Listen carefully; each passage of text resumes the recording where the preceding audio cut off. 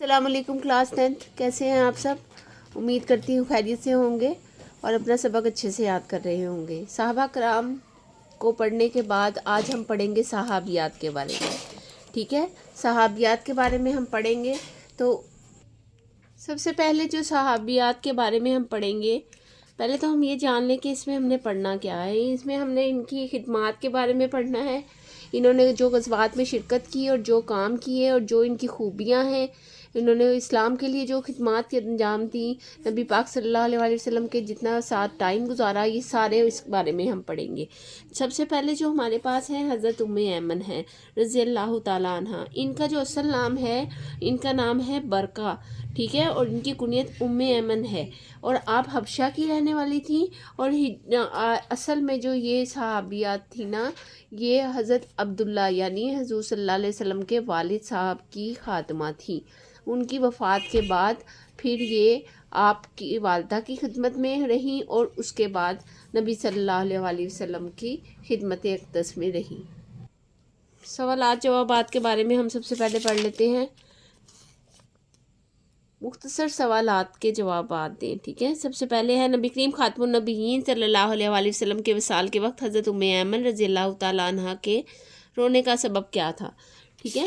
یہاں پر ہم آ جاتے ہیں، سب سے لاسٹ میں جو نظر آئے گا وہ یہ ہے کہ غزوہ یہاں پر رونے کا سبب بتایا کہ میں اس لیے رو رہی ہوں، یہاں سے ہم پڑھیں گے۔ حضرت ام ایمن رضی اللہ تعالیٰ عنہ سخت مغموم تھی اور رو رہی تھی۔ حضرت ابو بکر رضی اللہ تعالیٰ عنہ اور حضرت عمر فاروق رضی اللہ تعالیٰ عنہ نے سمجھایا کہ رسول اللہ صلی اللہ علیہ وسلم کے لیے اللہ تعالیٰ کے پاس بہتر چیز موجود ہے۔ فرمانے لگیں، یہ خوب معلوم ہے اور یہ رونے کا سبب بھی نہیں، میں تو اس لیے رو رہی ہوں کہ اب وحی کا سلسلہ منقطع ہو گیا ہے، ٹھیک ہے۔ وحی کے سلسلے کے منقطع ہونے کی وجہ سے وہ رو رہی تھی۔ اس کو آپ 2 لفظ میں بھی لکھ سکتے ہیں، اگر 5 مارکس کا کویسچن آتا ہے تو آپ اس کو 2 الفاظ میں بھی اپنے الفاظ کے طرح سے لکھ سکتے ہیں۔ حضرت ام ایمن رضی اللہ تعالیٰ عنہ کے اسلام کے لیے 2 خدمات بیان کریں۔ آپ کو میں نے بتایا تھا کہ انہوں نے غزوات میں شرکت کی تھی اور جو زخمیوں تھے ان کی دیکھ بھال کرتے تھے۔ پھر بھی ہم یہاں پہ دیکھ لیتے ہیں، غزوہ احد میں شرکت کی، اس موقع پر وہ لوگوں کو پانی پلاتی اور زخمیوں کی تیمارداری کرتی تھی۔ غزوہ خیبر میں بھی شریک ہوئی تھی۔ یہ آپ نے اس کا آنسر لکھنا ہے کویسچن نمبر 2 کا۔ کویسچن نمبر 3 پہ آ جاتے ہیں۔ حضرت ام عمارہ رضی اللہ تعالیٰ عنہ کا نام کیا تھا اور آپ کا تعلق کس قبیلے سے تھا؟ اب حضرت ام عمارہ کی طرف آ جاتے ہیں۔ حضرت ام عمارہ جو تھی، نصیبہ ان کا نام تھا اور کنیت تھی ام عمارہ، اور ان کا تعلق جو تھا وہ بنو نجار سے تھا، ٹھیک ہے۔ ان کے بارے میں بھی یہی مشہور ہے کہ یہ 73 مرد اور 2 عورتیں شامل تھیں، جو بیت العقبہ تھی اس میں یہ شامل تھیں، ٹھیک ہے۔ غزوہ احد میں بھی شریک ہوئی تھیں اور نہایت بہادری سے بھی لڑی تھی۔ تو ابھی ہم ان کے کویسچن کا آنسر چیک کر لیتے ہیں۔ آپ رضی اللہ تعالیٰ عنہ کا نام نصیبہ اور کنیت ام عمارہ تھی۔ آپ رضی اللہ تعالیٰ عنہ کا تعلق قبیلہ بنو نجار سے تھا۔ اگر آپ اس کو ایز اے سٹوری کی طرح پڑھیں گے نا تو آپ کو یہ بڑے اچھے طریقے سے اور جلدی یاد ہو جائے گا، اور اگر آپ اس کو سبق کی طرح پڑھیں گے، سبق کی طرح یاد کریں گے، برڈن لے کے کریں گے تو پھر یہ آپ کے ذہن میں نہیں بیٹھے گا۔ ہر ایک کو ایک سٹوری کی طرح آپ نے یاد کرنا ہے تو یہ بڑے اچھے سے اور ایک قصے کی طرح سے آپ کے ذہن میں رہ جائے گا۔ آگے آ جاتے ہیں۔ آگے ہے حضرت ہجرت مدینہ میں حضرت اسماء بنت ابی بکر رضی اللہ تعالیٰ عنہ نے کیا کردار ادا کیا؟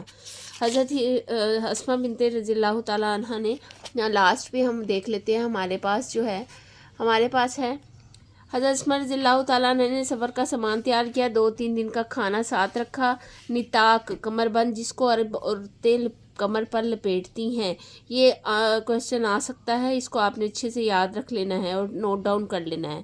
پھاڑ کر اس میں برتن کا منہ باندھا، یہ وہ شرف تھا جس کی بنا پر آج تک ان کو ذات الناطقین 2 کمر بند والی کے لقب سے نطاقین 2 کمر بند والی کے لقب سے یاد کیا جاتا ہے، ٹھیک ہے۔ ان کا لقب بھی آپ سے پوچھا جا سکتا ہے، آپ کو یہ پتہ ہونا چاہیے۔ نیکسٹ کویسچن دیکھ لیتے ہیں۔ نیکسٹ کویسچن ہے، حضرت اسماء رضی اللہ تعالیٰ عنہ کی نمایاں اوصاف تحریر کریں۔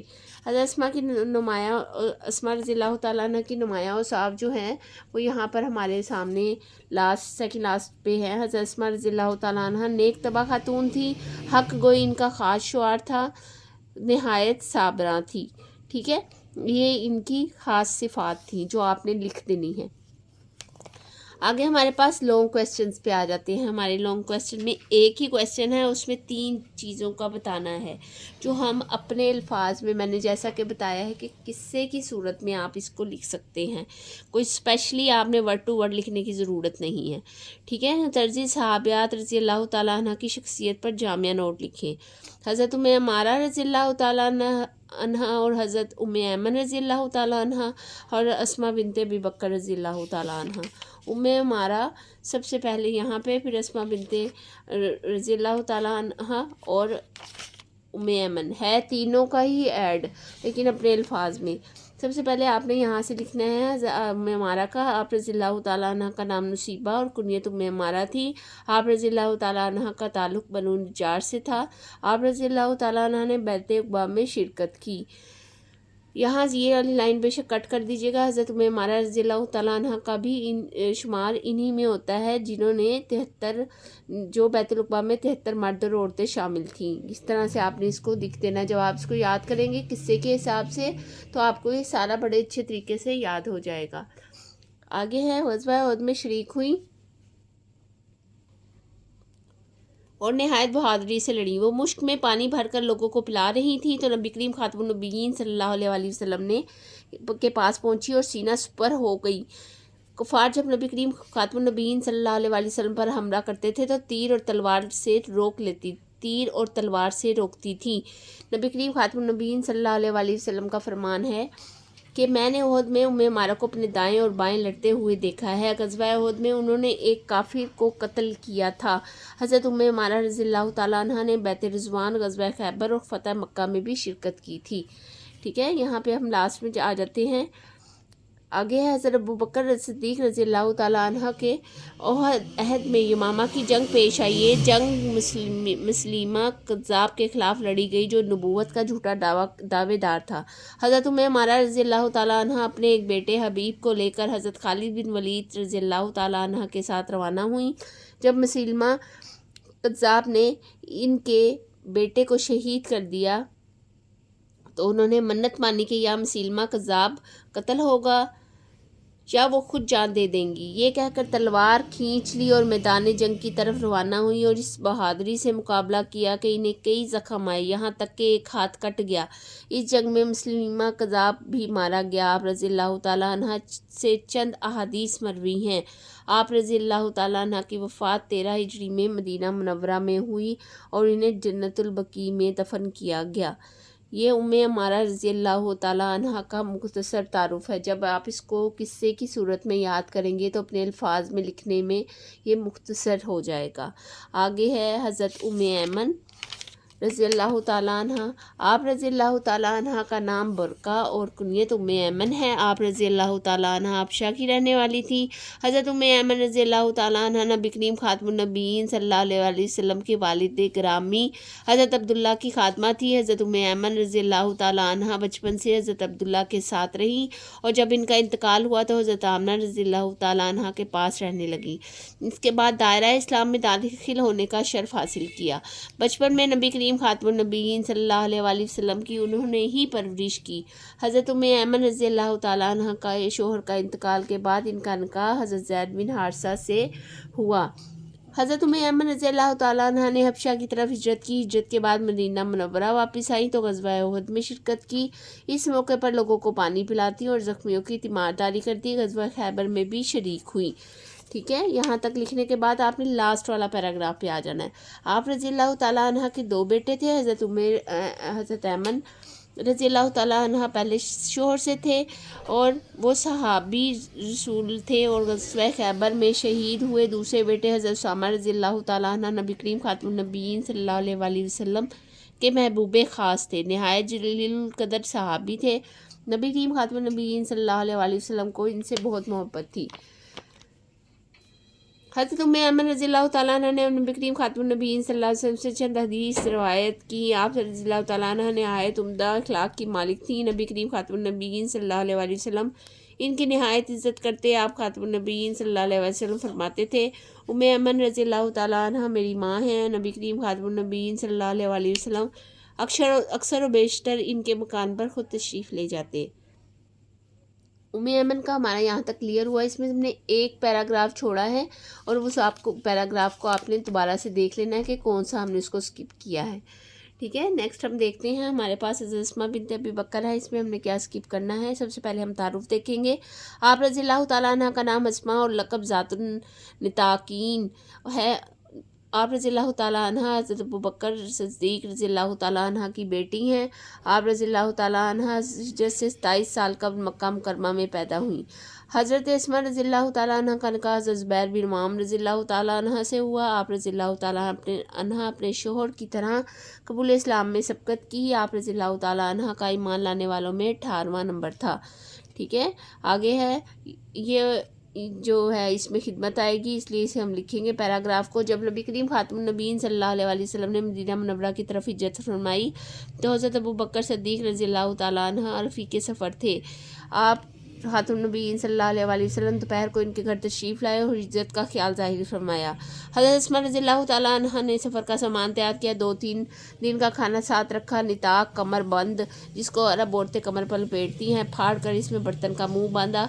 ये वो शर्फ था जिसकी बिना पर आज तक इनको ज़ातन नताकीन, 2 कमर बंद वाली के लक़ब से याद किया जाता है। नेक्स्ट पेज पे हम देख लेते हैं। हमारे पास है हज़रत अस्मा रज़ियल्लाहु तआला अन्हा मदीना मुनव्वरा पहुंचकर नबी करीम खातमुन नबीय्यीन सल्लल्लाहु अलैहि वसल्लम, ये वाला आप रहने दें, ये वाला पैराग्राफ ना कीजिएगा। आगे हम देख लेते हैं। आगे है हज़रत अब्दुल्लाह बिन ज़ुबैर रज़ियल्लाहु तआला अन्हा की अज़मत और बुज़ुर्गी का हर शख्स मोतरिफ था, बल्कि ये भी रहने दें। ठीक है, नहीं ये कर लेते हैं। आगे है शख्स मोतरिफ था। खिलाफत राशिदा के बाद हिजाज के बड़े इलाके और इनकी हुकूमत कायम हुई, इसलिए तमाम दुनियाए इस्लाम ने इनकी सदा पर लब्बैक के ही। अहदे बनु उमैया में हज़रत अब्दुल्ला बिन ज़ुबैर रज़ियल्लाहु तआला अन्हु शहीद कर दिए गए। हज्जाज बिन यूसुफ ने इनकी लाश को सूली पर लटका दिया। 3 दिन गुजरने पर हज़रत अस्मा रज़ियल्लाहु तआला अन्हा कनीज़ को साथ लेकर अपने बेटे की लाश पर आईं। लाश उल्टी लटकी थी। दिल थाम कर इस मंजर को देखा और नहायत इस्तक़लाल से कहा, क्या इस सवार के घोड़े से उतरने का भी वक़्त नहीं आया। हज़रत अस्मा रज़ियल्लाहु तआला अन्हा नेक तबा खातून थी। यहाँ इनकी सिफ़ात का जिक्र है, ये भी ऐड करेंगे। हक कोई इनका ख़ास शुआर था। नहायत साबरा थी। हज्जाज बिन यूसुफ जैसे जालिम और जाबिर के सामने वो हक गोई से काम लेती थी। हज़रत अब्दुल्ला बिन ज़ुबैर रज़ियल्लाहु तआला अन्हा की शहादत एक माँ के लिए क़यामत थी, लेकिन इसमें उन्होंने जिस हज़म और हिम्मत और सब्र तहम्मुल और इस्तक़लाल से काम लिया, इसकी मिसाल तारीख़ में बहुत कम मिलती है। हद दर्जा खुददार, बाहिम्मत और तवाज़ा और इंकिसार की पैकर थी। हज़रत अस्मा रज़ियल्लाहु तआला अन्हा नबी करीम खातमुन नबीय्यीन सल्लल्लाहु अलैहि वसल्लम से 56 अहादीस रवायत की हैं। हज़रत अस्मा रज़ियल्लाहु तआला अन्हा ने 73 हिजरी में 100 साल की उम्र में वफ़ात पाई।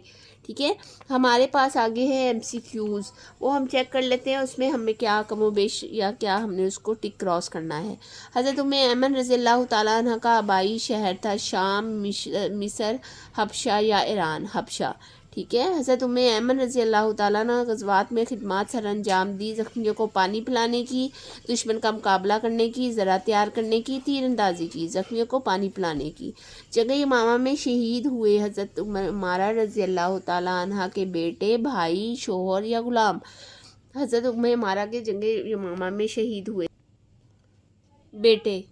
ठीक है, इसके बाद हम देख लेते हैं यहाँ पर हज़रत अबू बकर सिद्दीक़ रज़ियल्लाहु तआला अन्हा की बेटी हैं हज़रत उमारा, हज़रत अतिया, हज़रत सफ़िया, हज़रत अस्मा। ठीक है, हज़रत अस्मा रज़ियल्लाहु तआला अन्हा के बेटे का नाम है अब्दुल्ला बिन ज़ुबैर, अब्दुल्ला बिन मसूद, अब्दुल्ला बिन उमर, हज़रत अब्दुल्ला बिन उमरू, अब्दुल्ला बिन ज़ुबैर। ٹھیک ہے، یہاں تک ہمارے پاس آج کا ہمارا لیسن کمپلیٹ ہوا ہے. MCQs بھی ہم نے چیک کر لیے اور ہم نے اس کو سارے کو ریڈ کر لیا. یہ بڑے انٹرسٹنگ دلچسپ واقعات لے کر یہ پیراگرافس ایڈ کیے گئے ہیں. اگر آپ اس کو بڑے توجہ سے دیکھیں گے اور انتہائی دلچسپی کے ساتھ تاریخ کے حوالے سے دیکھیں گے تو یہ بڑے آپ کو یاد رہ جائیں گے. اس میں کچھ بھی آپ کو یاد کرنے کے لیے ضرورت نہیں ہوگی سوائے حدیث کتنی مروی تھی اور کب وفات پائی. اس کے علاوہ اگر آپ کو اس میں کچھ سمجھ میں نہیں آئی، اگر آپ کو اس میں کچھ رہ گیا ہے جو میں نہیں سمجھا سکی، تو آپ پلیز مجھے بتائیے گا کومنٹس میں، تاکہ میں اس کو کلیئر کر دوں. اپنی پڑھائی پہ فل توجہ دیں، اپنے فوکس کریں تاکہ آپ اس کو اچھے سے اٹیمپٹ کر سکیں. ملتے ہیں نیکسٹ ویڈیو میں، اور جن لوگوں نے سبسکرائب نہیں کیا وہ کر لیں تاکہ انہیں ہر آنے والی ویڈیو جلد مل سکے. اپنا بہت سارا خیال رکھیں.